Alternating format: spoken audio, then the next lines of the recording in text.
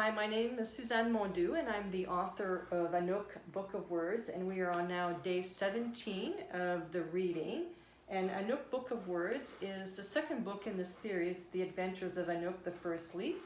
And so we're doing this for 30 days, and so we're now day 17, Anuk Book of Words. So thank you for your participation. The time had come to call the day to order to read from the Book of Words. With an open mouth, Noga raised his head towards and gently released a red flame. The crowd settled back into their seats, branches and from every way they had first settled. We all know why we are here today, said Anuk. The beings in the crowd rumbled and hummed amongst themselves. All eyes stared on the Book of Words cradled in Anuk's arms. There was almost stillness in the air. Even the clouds drifting over the island paused overhead against the bright blue sky. Before I say anything else, we must thank the fairy beings for this grand day. We would not be in possession of the Book of Words if it were not for their devotion to keeping it safe while under their care, said Anuk. Anuk turned to the fairy beings sitting on top of the dragon's head. We are forever grateful. I was only 16 when I first set eyes on this beautiful gold book, said Anuk, raised the book up in front of her and opened its cover. I was captivated by the artistry of the beautiful silver leaves. Each leaf is inscribed in calligraphy. I recall looking down at the bizarre inscription along the outer margin of each leaf. Her finger ran up and down the leaf.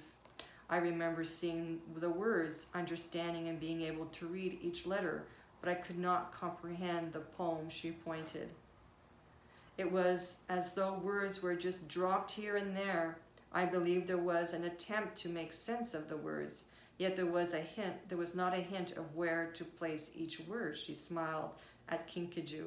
Kinkajou was as wise then as he is wise today. He advised us to return to the Book of Words when we could dedicate the time we need to decipher its code. She put the Book of Words in Noga's hands. I do not know how to read from the Book of Words, announced Anuk. The crowd went silent. Anuk looked over at Noga. Noga will read from the Book of Words. The crowd did not remain silent. The crowd hummed and whispered louder and louder. Anuk raised her hand. Please, this is a great honor. I can understand your surprise. I was equally surprised. My friend here, she pointed at Noga and smiled, has received a grand education from Rose and Shire, who not only know how to read and write poetry, but they read and write prose as well. So you can imagine my surprise, she smiled.